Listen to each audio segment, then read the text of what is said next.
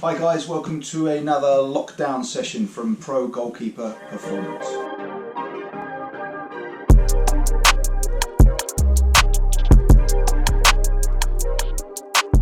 So the lockdowns doesn't look like ending anytime soon.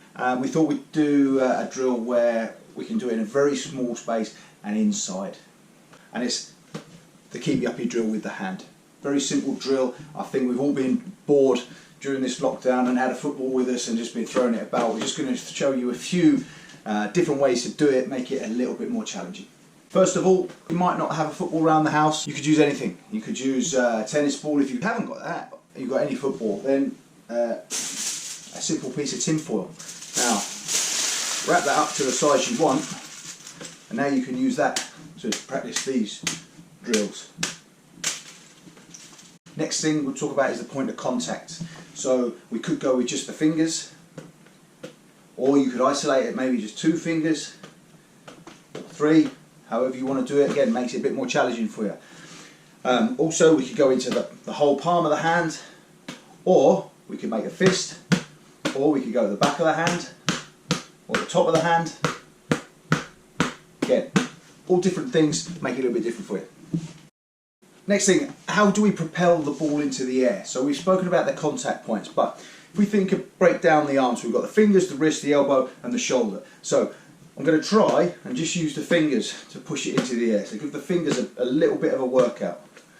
I could use my wrist. Very difficult to isolate just the wrist. Or you could use the elbow. All the parts of the arm are going to generate some sort of force, but you can really isolate one. And then last of all, straighten the arm, and all we're going to do now is work the shoulder.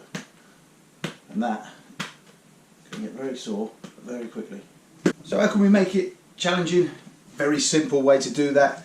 We're going to take the ball away from the body. So in this case I'm using my right hand. So the closer the ball is to my face and my body, the easier it is. So all we're going to do is try and take that ball now away from the body. So now my arm is fully extended, and then the next thing you can do is to take it away from the body. So now my arm is fully extended and I'm taking that ball out to the side, mind the telly, and then across the body to the other side. And next thing you do, we're going to work on the height that we throw the ball. So we're going to try get it above the head every time.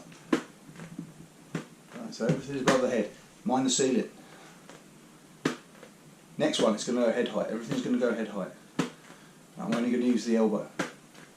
Might just use the fingers. Head height. And everything's going to go as close to the hand as possibly can. Just off the fingers. The next thing you can do is not just height but a bit of direction. So, for example, I'm going to say I'm going to throw the ball from my right side, but the next time I catch it, it's going to be on the left side of my body with the right hand. So I'm there and back. And we're back.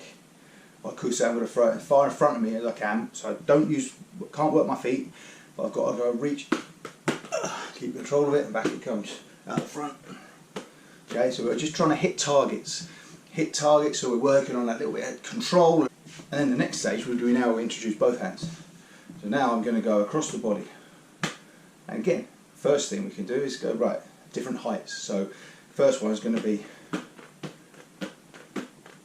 below head height. Next one, above head height. This time I'm going to hold my hand out, I'm going to try and hit that hand. So now I've got a target to aim for. Yeah? Try and hit that hand so you don't have to move. And the next thing we're going to do, I'm a big fan of working the eyes. So the eyes, what we see in a football game will determine what actions we take, decisions we make.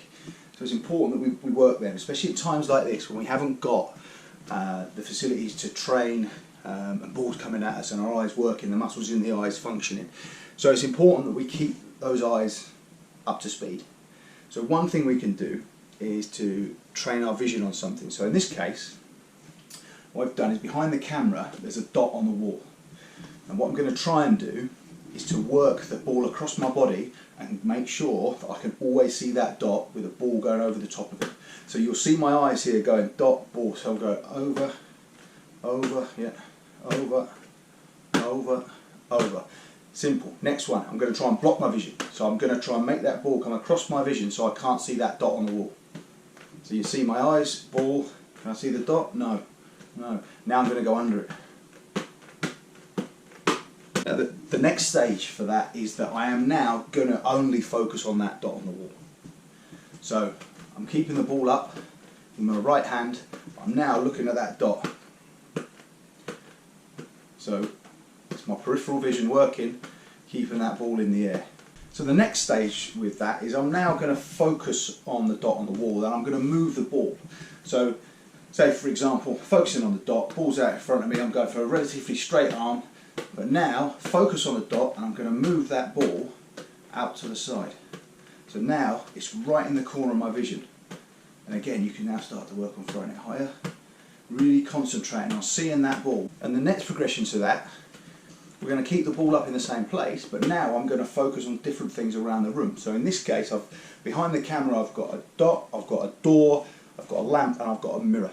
So now I'm going to keep the ball up, I'm focusing on the camera now, right to the dot, to the door, to the lamp, and now at the mirror. Ball's in the peripheral vision. Another option, you can shut one eye. So there, I'm focusing on the ball, with one eye. At the next stage, I'm now going to focus with my one eye on the dot on the wall. So I'm one eye's shut, I'm now focusing there, and you really feel the difference. Gauging where the ball is. Can you get your hands to it and react? I like to do a bit of funness, get a cap, put your cap on, and what you're going to do is throw the ball out of your vision, so you can't look up and track the ball.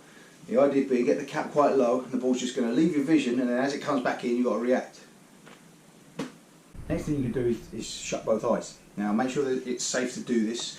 You know, we can quite often lose control of the ball in this case, and all we do is we shut both eyes and we're just going to keep the ball up. Now start with small movements, but the principle is that you learn to calculate where the ball's gone. So where's it, when it left your hand, understand, try and learn where it's gone, and then you can react. So we shut the eyes, just little ones to start with. There we go. A little, really heightens the senses, a bit of touch and feel in the hands. Those methods there of different ways to make it interesting, shutting the eyes, one eye shut, focusing in the distance.